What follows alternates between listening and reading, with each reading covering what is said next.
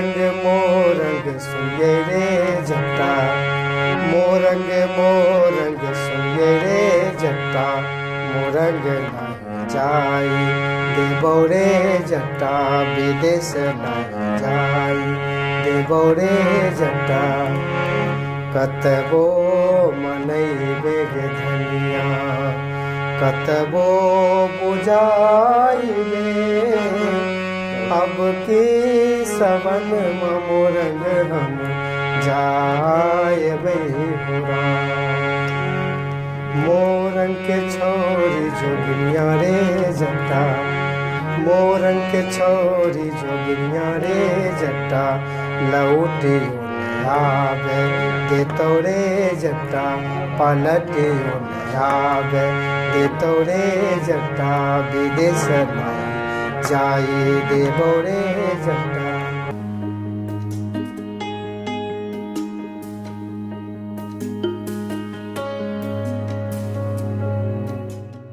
नमस्कार, मैं राणा कुमार सिंह केवी स्टूडियो के खास कार्यक्रम कहता बेगूसराय बढ़ता बेगूसराय के इस एपिसोड में आप तमाम दर्शकों को मिलवाने जा रहे हैं एक ऐसे शख्स से जो इप्टा और संगीत के क्षेत्र में बेगूसराय के एक ख्याति प्राप्त नाम है।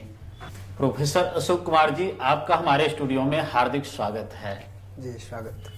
अशोक जी, हमारे दर्शकों को बताएं कि आपकी प्रारंभिक शिक्षा दीक्षा कहाँ से हुई और कैसे हुई। सर, सबसे पहले तो मैं आदरणीय डॉक्टर रोशन कुमार जी के प्रति आभार व्यक्त करना चाहूँगा और ख़ास तौर पे उनके तमाम टीम जो काम कर रहे हैं स्टूडियो में, मैं उन तमाम लोगों के प्रति धन्यवाद आभार व्यक्त करना चाहूँगा जो ज़िले के उन तमाम, चाहे देहात की हो चाहे शहरी हो, तमाम लोगों को, चाहे सामाजिक कार्यकर्ता हो या फिर सांस्कृतिक कार्यकर्ता हो या संगीतज्ञ हो, आपने स्टूडियो में बुलाकर उसे एक सम्मान के साथ उनकी आवाज़ जनमानस तक पहुंचाने का काम कर रहे हैं। मैं बहुत बहुत धन्यवाद देना चाहूँगा डॉक्टर साहब के प्रति। खास तौर पर मेरा जो जीवन यापन खास तौर पे ऐसे जगहों पे हुआ है जहाँ पे मैं कभी सोच भी नहीं सकता था कि आज मैं इस तरह की स्टूडियो में बैठ कर के आपसे बात कर पाऊँगा। मेरा घर पड़ता है जोकिया, भगवानपुर प्रखंड के अंतिम छोर है वो। बछवाड़ा विधानसभा का अंतिम है वो, अंतिम गांव है। अति पिछड़ा क्षेत्र है और वार्ड ग्रसित क्षेत्र है। बल्कि अब तो कुछ सुधार हुआ है। जब मैं बहुत बच्चा था, छोटा था, तो उस समय बलान एक तरफ, दूसरी तरफ बैती और तीसरी तरफ गंडक, ये चारों तरफ से घिरा हुआ गांव। इतना मतलब स्थिति नाजुक, जी कोई साधन नहीं था, बस नाव के अलावा नाव से जाना आना, फिर शाम को ही चले आइए, रात को फिर जाने आने में बहुत परेशानी होगी। पढ़ाई लिखाई के मामला में वहाँ प्राइमरी स्कूल हमारे गांव में था शुरू से, फिर उसको मिडिल में किया गया। लेकिन जब हम पढ़ते थे जिसमें 7वां में, तो मिडिल नहीं था, वहाँ नौला जाना पड़ता था 3 किलोमीटर। हम लोग नाव से पार होकर के नौला जाया करते थे, क्योंकि जब 7वां में हम थे तो उस समय बोर्ड हुआ। बोर्ड परीक्षा दे के हम लोग 7वां में पास करके गए थे। उस समय बोर्ड होकर ही लोग हाई स्कूल में जाते थे, उसकी परीक्षा होती थी अलग से। तो उस समय हम लोग गए थे। खास तौर पर संगीत के प्रति जो रुचि हमारा बचपन से ही है। हम स्कूल में बड़ा ही शौक से गाते भी थे, प्रयास करते थे गाने के लिए भी, और शिक्षक भी हमें बहुत ही सम्मान करते थे इस संगीत को लेकर के। लेकिन ये हम कभी नहीं सोचे थे कि इस देहात से, एक ग्रामीण क्षेत्र से उभर कर हम एक शहरी क्षेत्र में जाएंगे और देश के विभिन्न राज्यों में हम प्रस्तुति देंगे, कार्यक्रम मेरा होगा ऐसा मेरा कभी भी सपना में भी नहीं सोचे थे। आज बिल्कुल साकार है आपके आशीर्वाद से, आपके दुआ से। 7वां में जब हम थे तो हम भाई में सबसे बड़ा है, 4 भाई जी। हमसे एक बहन है, तो 4 भाई, 3 भाई मेरा छोटा छोटा था। हम 7वां में पढ़ते थे, उस समय हमारी माँ डेथ कर गई, तो परेशानी बहुत हुई जी। जो छोटा छोटा बच्चा था, एक तो गोद में ही और दूसरा थोड़ा चल रहा था, एक छोटा हल्का था, तो बहुत परेशानी हुई। पढ़ाई में दिक्कत होने लगा, खाने पीने में भी दिक्कत हुआ, बनाना खाना दिक्कत हो गया। तो फिर 2 साल तक किसी तरह से झेले। जी। फिर हमारे पिताजी दूसरा शादी किए, माँ आई, बहुत ही हम लोग को प्यार दिया, स्नेह दी, बहुत ही आगे बढ़ाई।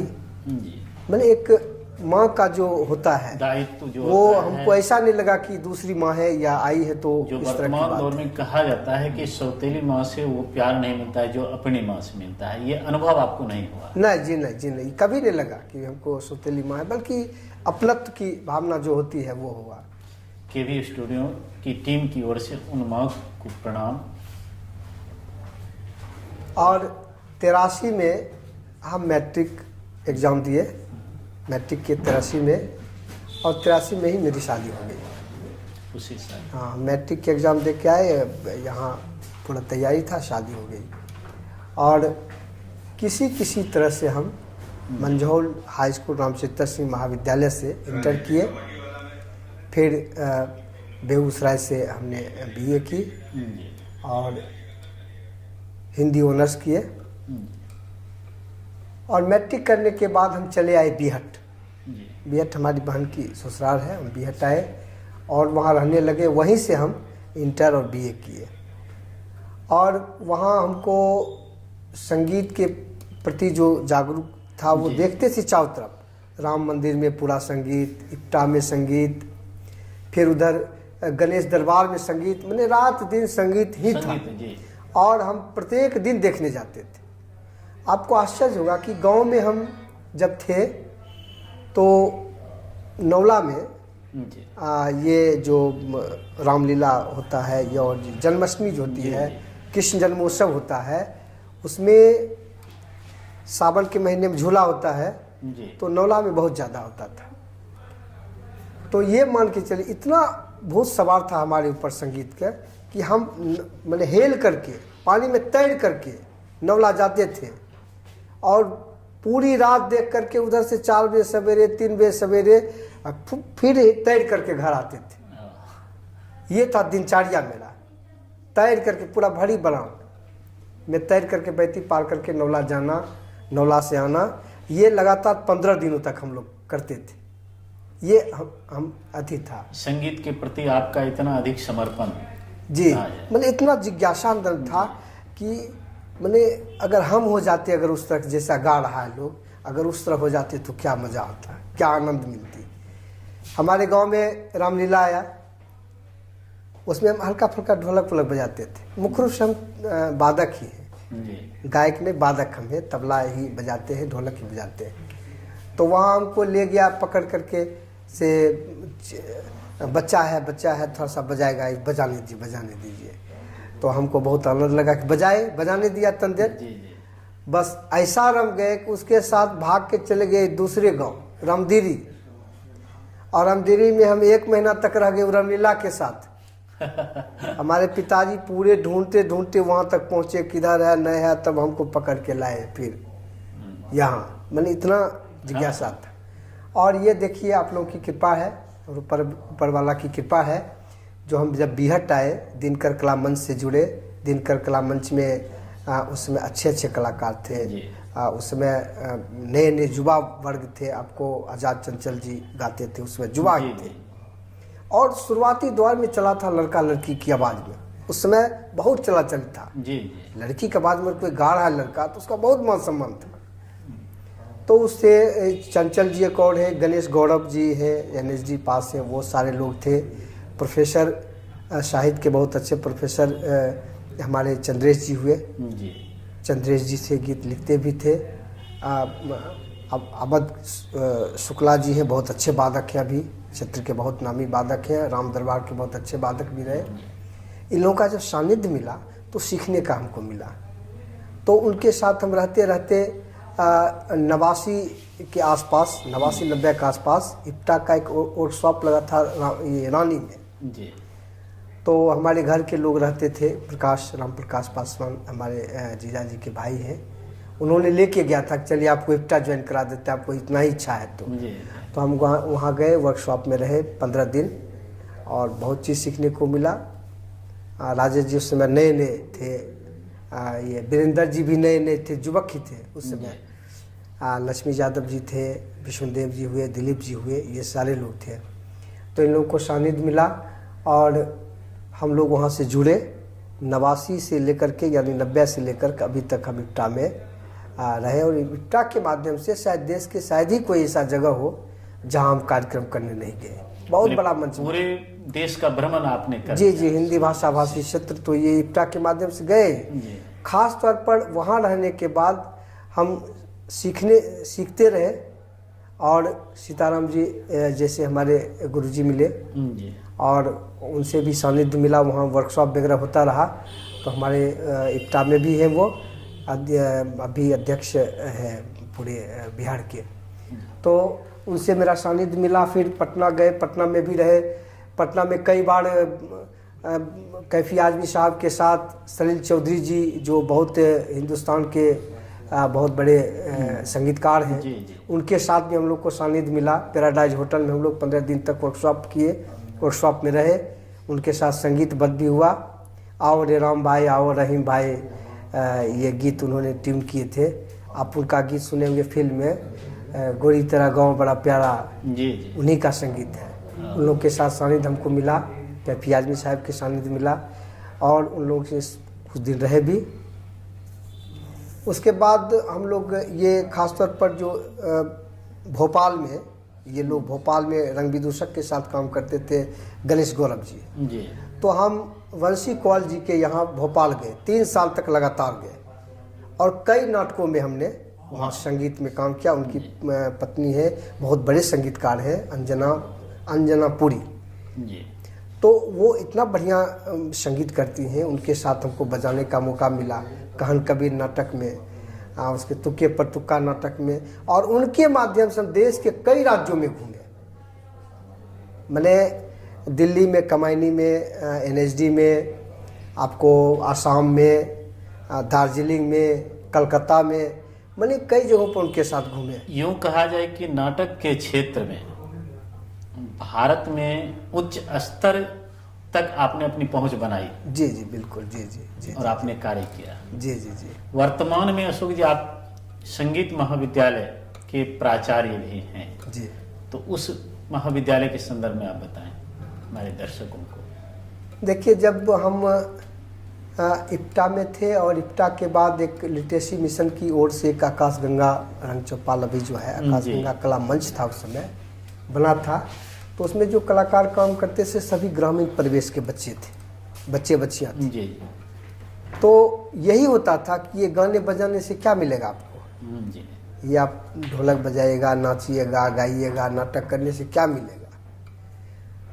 तो हम लोग कुछ ऐसा था अनुभव कि कहीं न कहीं कलाकार को कभी न कभी जीविका मिलेगी। जी। क्योंकि उस समय तो मान लीजिए कहीं 50 दे दिया, कोई 100 रुपया दे दिया, यही काफी है। वही काफी। जी। वो तो कहीं था ही नहीं, कलाकार कितना तो था नहीं, मान सम्मान भी नहीं था। उसको हे दृष्टि से लोग देखते थे गांव देहात में। अगर लड़कियां अगर कहीं मंच पर है, गा रही हैं, बजा रही हैं, पूरे परिवार को बदनाम कर, हाँ पूरे परिवार को ही मने। तो उसको हम जो है सो एक सुदामा जी के यहाँ, हमारे गुरुजी आचार्य सुदामा गोस्वामी जी हैं, उनके यहाँ और कई जगहों पे हमने बच्चों को फॉर्म बनाना शुरू कर दिया संगीत का। जी। जिसमें उसमें 30 रुपया लगता था, 25 को लगता था, 40 को लगता था, यही लगता था फॉर्म। जी। और उसके माध्यम से जब बच्चे लोग, जब कोई इंटर कर गया, कोई BA कर गया, तो देखिए अभी जो डिग्री के आधार पर जो नौकरी हुई है सब जगह, जो हाई स्कूल में जो पोस्टेड है संगीत के जो शिक्षक हैं, मुख्य रूप से चंडीगढ़ और इलाहाबाद यूनिवर्सिटी के। क्योंकि उस समय कॉलेज में भी पढ़ाई नहीं होता था इसका, कॉलेज में भी इसका सिलेबस नहीं था, बाद में सिलेबस आया। यूनिवर्सिटी में नहीं था इसका थी। वर्तमान में भी अभी संगीत के शिक्षक सभी कॉलेज में नहीं मिलते हैं। नहीं मिल रहे हैं। तो इस तरह से ये जब नौकरी चाकरी होने लगा तब थोड़ा सा लोगों का जागृत हुआ कि नहीं भाई इसमें भी कुछ है, इसमें भी कुछ करना चाहिए। तो अभी भारी संख्या में लोग, और जब बच्चे लोगों का बेगूसराय आना या खगड़िया जाना फॉर्म भराने के लिए, इस ख्याल से बहुत लगता था कि बहुत बच्चे छोड़ देता था बीच में। इसीलिए हमने सोचा कि क्यों नहीं बीहट में एक महाविद्यालय खुले। और हमने काफ़ी कोशिश की, 3 साल तक हमने खगड़िया, पप्पू जी हैं वहाँ भास्कर जी के चलाते हैं, और एक हमारे राउत जी जो नौनपुर में बहुत अच्छे गुरुजी हुआ करते थे, बहुत अच्छे गुरुजी भी थे, और कई उनके शिष्य शिष्या हैं जो बहुत अच्छे गाती भी हैं। उन गुरुजी को हमने कहा कि सर जी ऐसे ऐसे हम चाहते हैं। तो उन्होंने कहा बिल्कुल बेशक कीजिए, ये तो हम चाहते हैं कि जितना विकास हो। और तबला के बहुत अच्छे वादक हमारे आदरणीय राम नरेश सिंह जो शेखपुरा के हैं, वे अध्यक्ष मंडल में प्रेसिडेंट में थे इलाहाबाद यूनिवर्सिटी के, उनसे भी हमने राय विचार ली। उन्होंने भी कहा नहीं बिल्कुल कीजिए, और वो भी हमको सर्टिफाई कर दिए कि ये अच्छे कलाकार, इनको दिया जाए। हमने इलाहाबाद से ली मान्यता, और उसके बाद फिर बाद में हमने चंडीगढ़ से भी मान्यता ले लिया। ये दोनों हमने मान्यता ले ली और यहाँ खोली। तो लोगों का एक सहूलियत हुई कि आसपास के बच्चे अब कहीं जाने की ज़रूरत नहीं है। प्रत्येक दिन क्लास भी होती है वहाँ, अच्छे गुरुजी भी आते, कृष्ण मोहन जी को भी बुलाते हैं वहाँ, जो कथक के बहुत अच्छे जानकार भी हैं, केंद्रीय विद्यालय में रहे। उन्हीं के सानिध्य में हम रह करके 3 साल तक केंद्रीय विद्यालय में म्यूजिक टीचर भी रहे। रिफाइनरी केंद्रीय विद्यालय में रहे, फिर गल्हारा में रहे, डीएवी लखीसराय में हमने काम की। बिहार शिक्षा परियोजना के माध्यम से बिहार के लगभग 18 जिलों में हमने डायरेक्टर बन के गया संगीत के, और शिक्षा परियोजना के माध्यम से कल्चर जो एक्टिविटी है उसमें निर्देशक के रूप में हमको भेजा गया, कार्य किए। आपके कॉलेज से अभी तक लगभग कितने बच्चे जो है सो प्रभाकर या इसमें जो डिग्री उच्च श्रेणी के होते हैं ले चुके होंगे लगभग? अभी तो लगभग हमको लगता है 50 से ज़्यादा होगा। 50 से ज़्यादा जी। और उनमें बहुत सारे सरकारी नौकरी में भी? जी जी जी, बहुत बच्चे नौकरी में हैं। अशोक जी, आप इप्टा के बहुत बड़े कलाकार रह चुके हैं। इप्टा में बच्चों के लिए भविष्य क्या देखते हैं? आप तो अनुभवी भी हैं, उसको गहराई से देखे भी हैं। जी बिल्कुल जी, तो उसके बारे में देखिए, भारतीय जर्नौट संघ इप्टा जो है बहुत बड़ा प्लेटफॉर्म है। देश का एकमात्र स्वयंसेवी सांस्कृतिक संगठन है इप्टा, और इप्टा में देश के बहुत बड़े बड़े संगीतज्ञ हैं। इसमें जी, साहित्यकार हैं, कवि हैं, अच्छे राजनीतिज्ञ भी हैं। देखिए, इप्टा में जुड़ने से बहुत सारे लोगों का भविष्य बना है, क्योंकि मैं भी इप्टा में ही सीखा। इप्टा में ही हमने गाने बजाने और तरीका सीखे कि कैसे सीखा जाता है, कैसे बजाया जाता है, कैसे गाया जाता है। इसमें जुड़ने के बाद जो कलाकार होते हैं उनके आय का स्रोत कुछ सरकार की ओर से मदद भी जी नहीं मिलता है? इप्टा में आज तक सरकारी मदद कभी नहीं मिली। नहीं मिला जी नहीं। सरकारी कहा जाए कि हमारी जो सांस्कृतिक विरासत होती है, अभिनय का क्षेत्र जी, रंगमंच का क्षेत्र, नाटक का क्षेत्र जी, तो उसके विकास के लिए सरकार का कहीं से कोई सहायता नहीं होती है। देखिए, सरकार की सहायता होती है, लेकिन हम जो देख रहे हैं अभी जी क्षेत्र में या क्षेत्र के बाहर भी ऐसे संस्थाओं को सरकारी मदद दी जा रही है जो संस्थाएं इस पे कल्चर एक्टिविटी से कोई उसको लेना देना नहीं है। बल्कि अभी के स्थिति में अगर देखिए खास तौर पे, तो जहाँ पे कलाकारों का मुख्य रूप से शोषण हो रहा है, इमोशनल शोषण, क्योंकि हमको ललक है सीखने का। आप संस्था खोले हुए आपके संस्था में गए और आप एक ठेकेदारी की तरह हमसे काम करवा रहे हैं। एक संस्था का जो होना चाहिए, यूं कहा कि बंधुआ मजदूर की बस तो उसको विकास करने की बात किसी टीचर को बुला करके, अच्छे गुरु को बुला करके सिखवाना, उसको प्रैक्टिस करवाना या आगे बढ़ाने के लिए फॉर्म भरवाना या और अन्य चीज़ों, ये करने की जरूरत। आप आए, आप गाना जानते हैं, नाटक जानते हैं, आप मेरे संस्था में काम कीजिए, फिर चले जाइए, आप अपना काम से मतलब कि ये है संस्था में। ऐसी संस्था को सरकार ज़्यादातर, हम सबको नहीं कर रहे, सबको नहीं कर रहे, कुछ है जो बहुत अच्छा काम कर रहे हैं संस्था, ऐसी बात नहीं है, ढेर सारी संस्थाएं जो अच्छे काम भी करते हैं, लेकिन हम ज़्यादा संस्था देख रहे हैं कि इसी तरह के हैं जिनको न ऑफिस है, न कलाकार है, न उनके गुरुजी हैं, लेकिन वो आगे बढ़ रहे हैं, आगे माने कर रहे हैं। बेगूसराय दिनकर कला भवन हमारे बेगूसराय के लिए गौरव है। जी बिल्कुल। और उसमें जब भी कोई सांस्कृतिक कार्यक्रम हो, उस सांस्कृतिक कार्यक्रम में प्रोफेसर अशोक कुमार पासवान जी नहीं हो, ये संभव नहीं होता है। कम से कम 2 अक्टूबर, 15 अगस्त और 26 जनवरी, ये 3 दिनों का जो कार्यक्रम होता है वो आपके इर्द गिर्द घूमते रहता है। कई स्कूल के बच्चे पार्टिसिपेट करते हैं और आपके सहयोग से भी कई स्कूल के बच्चे पार्टिसिपेट करते हैं। तो यहाँ का कार्यक्रम आप उस सब को कैसे मैनेज कर लेते हैं? देखिए, छोटे छोटे बच्चे जो हैं जी, आज जिनको संगीत से ज़्यादा लगाव भी है और उत्साहवर्धन भी किया जाता है उससे, तो एक अच्छा प्लेटफॉर्म है दिनकर जो कला भवन है, एक अच्छा प्लेटफॉर्म है जिला स्तर पर। और स्कूल के जो बच्चे हैं, स्कूली बच्चे जो हैं, जब अपना परफॉर्मेंस वहाँ देते हैं तो बहुत खुश होते हैं।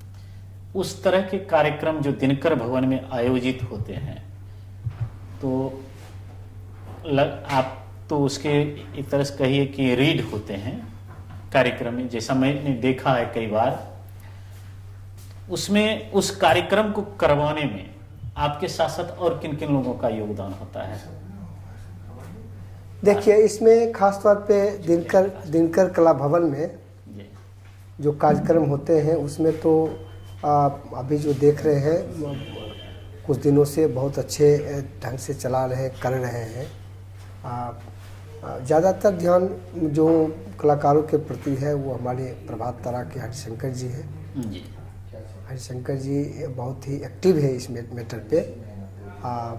उसके बाद आपको सुदामा जी हैं, सुदामा गोस्वामी जी, आचार्य सुदामा गोस्वामी जी हैं। अंजनी जी रहते हैं, बराबर एक्टिव रहते हैं वहाँ। अभी हमारे गुरुदेव हैं आदरणीय ये सजदानी पाठक जी, बहुत अच्छे एक उद्घोषक है, विद्वान भी है। और हम लोग के बहुत ही आदर्श है, खास तौर पे बेगूसराय के लिए आदर्श, बेगूसराय युवाओं के आदर्श, हाँ, बहुत के रूप में वो बहुत अच्छे हैं। फिर आपको अनिल पतंग जी हो गए, जो काम करते हैं बहुत अच्छे ढंग से संगीत के इस क्षेत्र में बढ़ाने के लिए। हमारे आदरणीय गोपाल जी हैं, गोपाल जी बहुत अच्छे काम करें संगीत के प्रति। मतलब इस तरह के जो भी हमारे साथी हैं, परवेज जी हुए जो नाटक के क्षेत्र में काम करें, परवेज यूसुफ जी, अवधेश जी काम कर रहे हैं इस क्षेत्र में। यहाँ जो कार्यक्रम करते हैं दिनकर कला भवन में, इसमेमें प्रशासन का क्या सहयोग होता है? देखिए, प्रशासन की जो सहयोग होनी चाहिए वो तो कभी हुआ ही नहीं। अच्छा, मेरे ख्याल में हम तो लगभग लगता है कि शायद हम 35 साल से इस लाइन में हैं, 35-40 साल हो गया होगा जी, क्योंकि एज हमारी 54 हो रही है और हम 35 यानी कि आपको बताए रहे कि मैट्रिक जब 83 पास किए, 83 के बाद से हम लगातार हैं क्षेत्र में। जी, जो सरकारी जो सुविधा मिलनी चाहिए बच्चों को और उनके निर्देशक, यूँ देखा जाता है कि प्रशासन के द्वारा एक फॉर्मेलिटी पूरा करने का काम बिल्कुल किया जाता बिल्कुल बिल्कुल। और जो उस कमेटी के मेंबर होते हैं या आपके जैसे जो विद्वान लोग, डॉक्टर सच्चिदानंद पाठक जी के जैसे, गोस्वामी जी के जैसे जो विद्वान लोग हैं, उनके प्रेरणा से ही वो बच्चे अच्छे से अच्छे कार्यक्रम को कर लेते हैं। अशोक जी, आप इप्टा के एक महान कलाकार हैं, हमारे बेगूसराय के गौरव हैं। हमारे दर्शक के लिए, जितने दर्शक समुदाय हमारे केवी स्टूडियो के स्टार्स ऑफ यूट्यूब चैनल से जुड़े हुए हैं, उनके लिए कोई एक गीत सुनाएं। हम तो खास तौर पे शुरू से ही लोक संगीत के प्रति रहे हैं जी बिल्कुल। और हमारा मुख्य जो है उद्देश्य है लोक संगीत को बढ़ाना। जी ग्रामीण संगीत, लोक संगीत, इसको हम कोशिश करते हैं बच्चों को जी, भी जी। सिखाने का और बच्चों को बस भी छोटे करने छोटे के। एक एक मुखड़ा में 3-4 गीत को सुना दे। बहुत दिनों से आप लोग सुनते होंगे, जय जटिन हमारे क्षेत्र का जी, बहुत जी। ही नामी ग्रामी लोगों ने भी इसको अति किए हैं जी और हम लोग लगभग हमको लगता है कि 50 सैकड़ों प्रस्तुति हम लोग किए हैं जी। इसकी, और इसमें बहुत चीज़ छूटा हुआ है। अच्छा हमारे क्षेत्र में अभी भी होता है, जी। जय जटिन का अभी भी होता है। रात रात भर महिलाएं वहाँ यही गाती बरसात हैं के मौसम में। बरसात के मौसम में, ये आश्विन के समय में।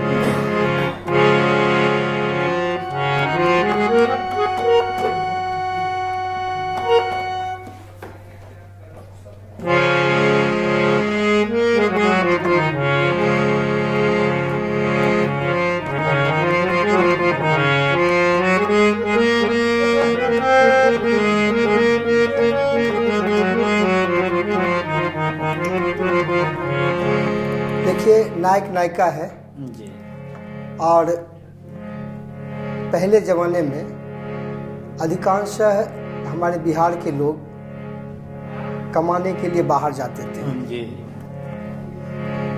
चाहे मोरंग हो या फिर कलकत्ता कहिए, जी।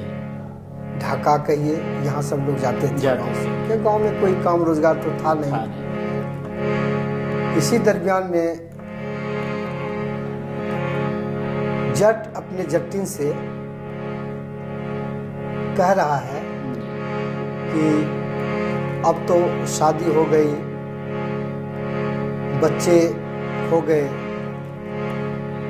अब कमाएंगे नहीं तो खाएंगे क्या, इसलिए सोच रहे हैं कि हम बाहर चले जाएं, विदेश चले जाएं, मोरंग चले जाएं कमाने के लिए, ताकि कुछ जीवन यापन हो। कते दिन से सुनै छलिए, कते दिन से सुनै छलिए, मोरंग नगरिया, अब की समैया मोरंग हम जाएबै हो राम, अब की समैया विदेश हम जाएबै हो राम। अब जटिन जवाब देती है,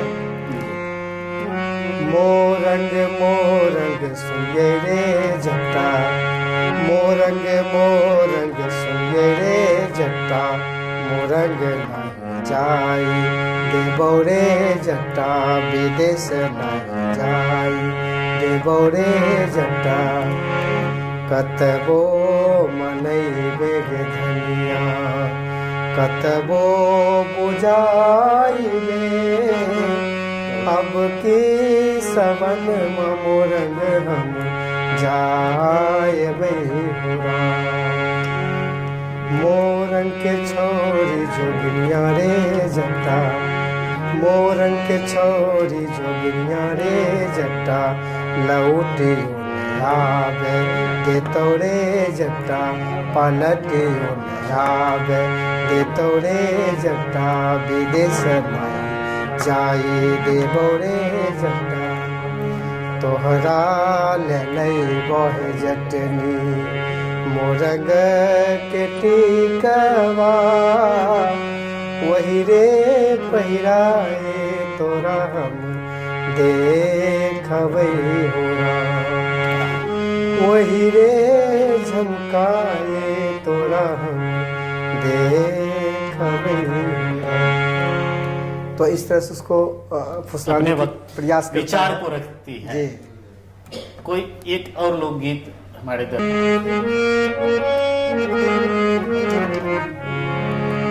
पिया निपट न दानामा ए सजनी, पिया निपट न दानामा ए सजनी, हो गए कलकतवाए सजनी, हो गए कलकतवाए सजनी, पिया निपट न धन मोए सजनी, हो गए कलकतवाए सजनी, हो गए कलकतवाए सजनी। ये था मैंने जब प्रदेश जाने लगता है और उधरे रह जाता है। और अमली का यहाँ जो है सो भारी स्थिति गड़बड़ है, खाने पीने रहने सहने का भी। और जो स्थिति ग्रामीण क्षेत्र में जो सामंत प्रवृत्ति के लोग होते हैं, जमींदार प्रवृत्ति के जो लोग होते हैं, उनकी दृष्टि उन पे बहुत गलत थी। तो अपनी व्याकुलता को अमली बोलती है कि गीत के रूप में दर्शाती जी है। जी। और इसी में एक गीत हमको याद नहीं आ रही है, बहुत ही सुंदर गीत उसमें है। घरवा अगनमा में मनवा लागत नइखे, कब यही है बनमा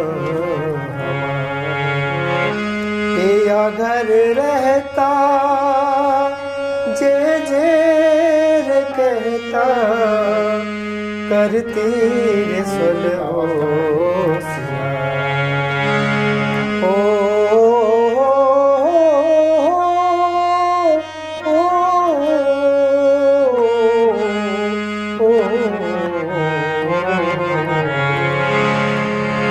घरवा अगनमा में मनमा लागत नइखे, कब यही है बनमा हमार